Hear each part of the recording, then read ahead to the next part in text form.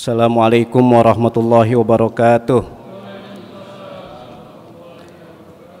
Bismillah walhamdulillah wassalatu wassalamu ala man la nabiyya ba'dah amma ba'du. Hadirin wal hadirat, bapak-bapak, saudara-saudara, ibu-ibu sekalian, jamaah Masjid Jami Darul Ilmi PTIK yang berbahagia. Alhamdulillah di tempat yang mulia ini, di masjid, dan di bulan yang mustajab, atas ibadah-ibadah kita, atas doa-doa kita dan sebagainya, mudah-mudahan di bulan Ramadan ini apapun kegiatan baik kita, amal soleh kita, ibadah kita, semuanya dijabah, dikabul, diterima oleh Allah Subhanahu wa Ta'ala. Sholawat serta salam semoga tetap tercurahkan ke hadirat junjungan kita Nabi besar Muhammad sallallahu alaihi wasallam. Bapak, saudara, ibu yang kami muliakan, berpuasa ini kita baru saja iftar, kita baru saja berbuka puasa. Di dalam keterangan para ulama, puasa itu salah satu cara bersyukur. Bahasa saya tadi saya bilang salah satu cara bersyukur atas nikmat-nikmat Allah yang sudah banyak dan sangat banyak dianugerahkan kepada kita.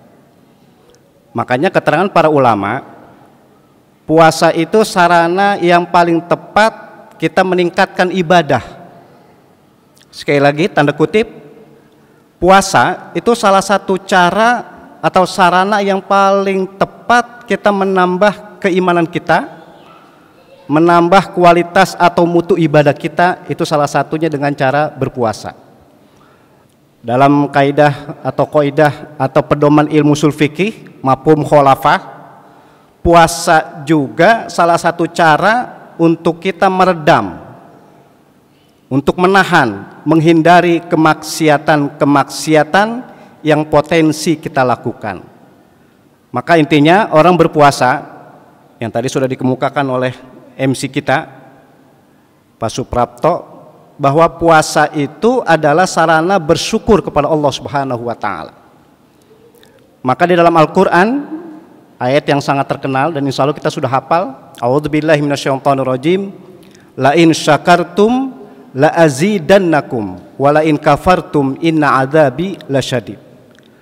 Pemahamannya intinya begini, kita puasa sebetulnya adalah mensyukur nikmat Allah baik zohir maupun batin kita.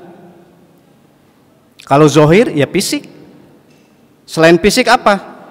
Ya kalau kita punya harta, kita keluarkan harta itu dalam bentuk zakatnya, infaknya, sedekahnya.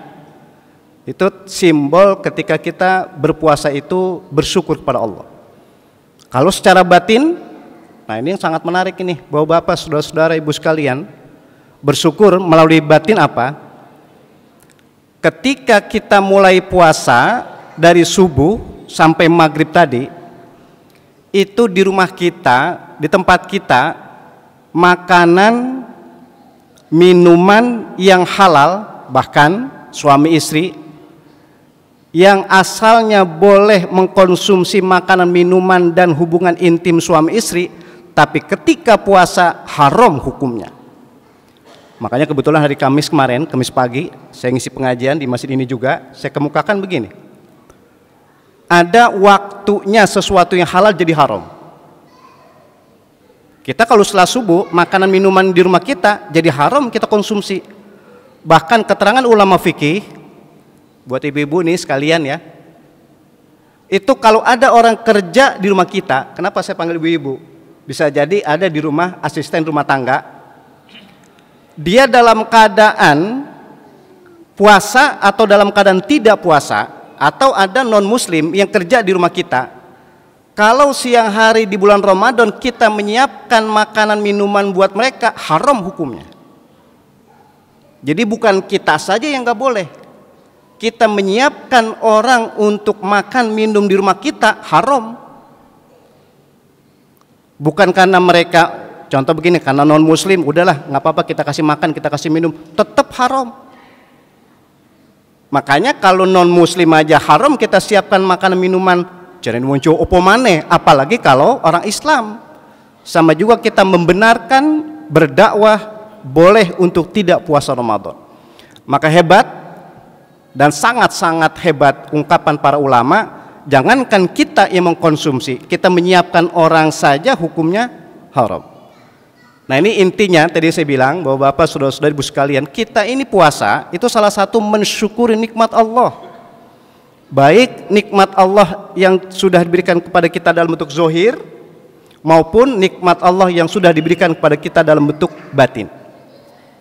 Makanya ketika kita puasa, kita sedang mensyukuri nikmat Allah. Fisik kita dari ujung pala sampai ujung kaki kita ajak puasa.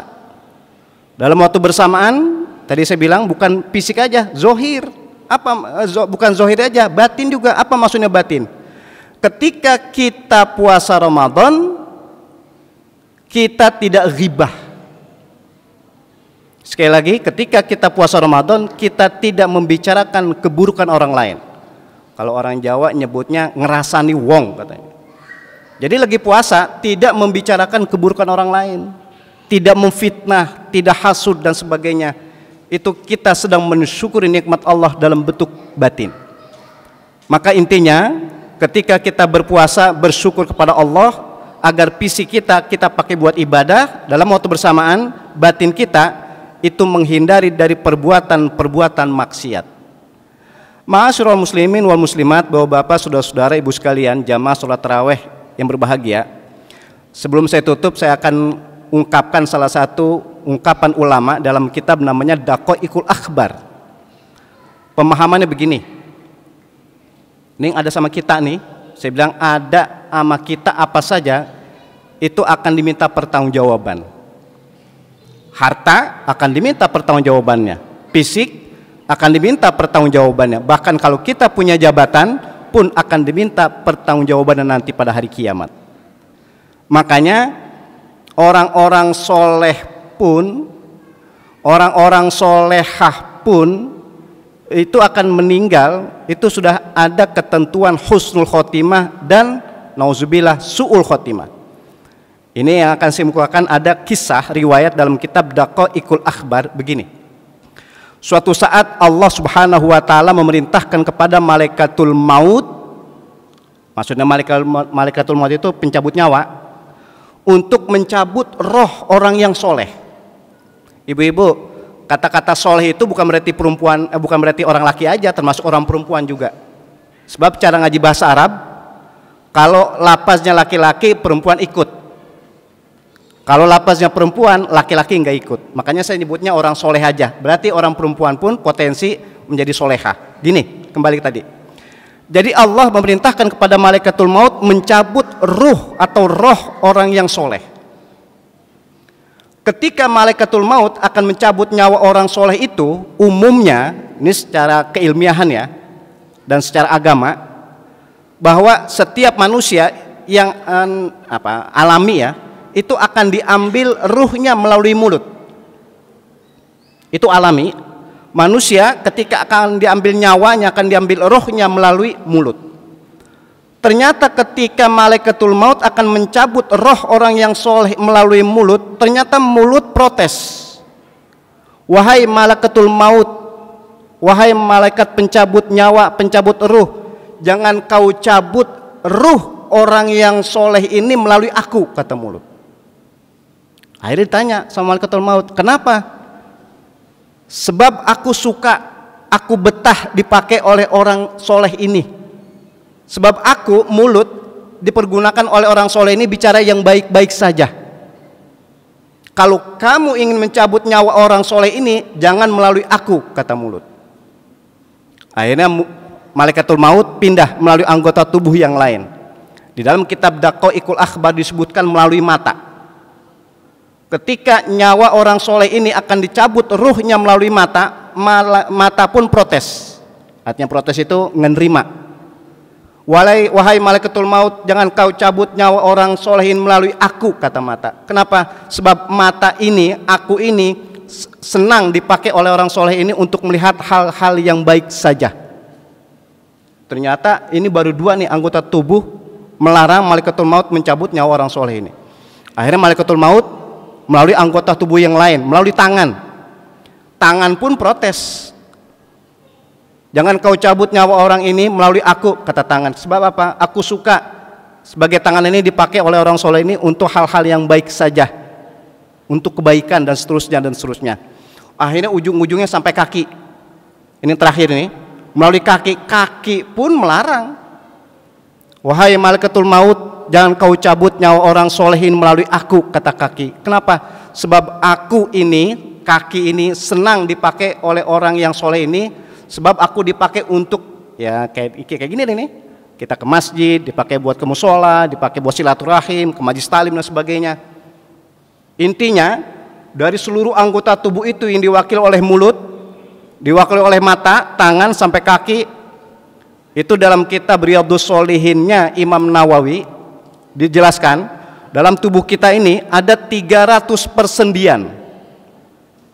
300 persendian itu tidak mengizinkan malaikatul maut mengambil ruh orang soleh ini melalui mereka.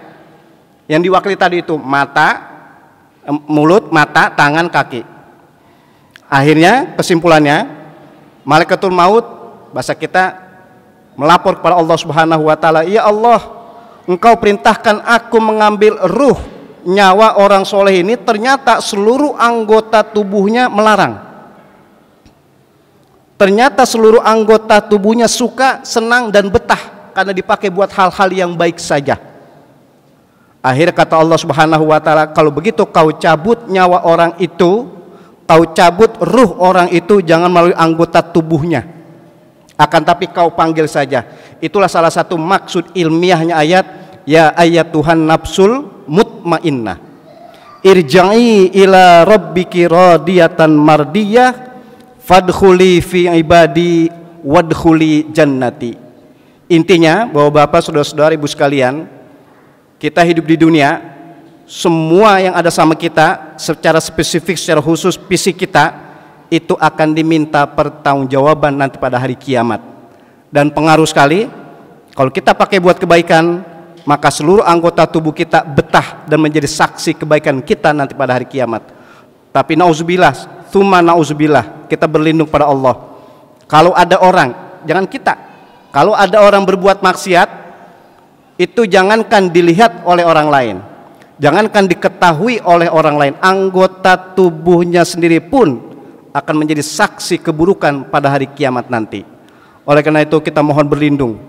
Dalam waktu bersamaan kita mohon kepada Allah Subhanahu wa taala, apapun nikmat-nikmat Allah yang sudah diberikan pada kita, termasuk pada bulan Ramadan ini, kita jalankan, kita pakai fisik kita pakai harta kita pakai pemikiran ilmu kita dalam rangka ibadah kepada Allah Subhanahu wa taala. Dengan demikian kita termasuk orang-orang yang selamat di dunia dan bahagia di akhirat nanti. Amin ya rabbal alamin.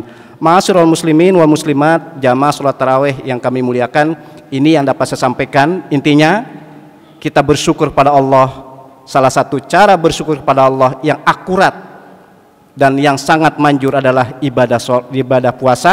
Dan dalam ibadah puasa itu ada ibadah-ibadah yang lain yang wajib kita tunaikan, baik sholat nanti, zakat, infak, sedekah dan sebagainya. Mudah-mudahan sekali lagi hidup kita menjadi berkah karena kita menjalankan ibadah kepada Allah Subhanahu wa taala. Amin ya rabbal alamin. Ini saja yang dapat saya sampaikan, kurang lebihnya mohon maaf. Akhirul kalam, wallahul muwaffiq ila aqwamit thoriq. Wassalamualaikum warahmatullahi wabarakatuh.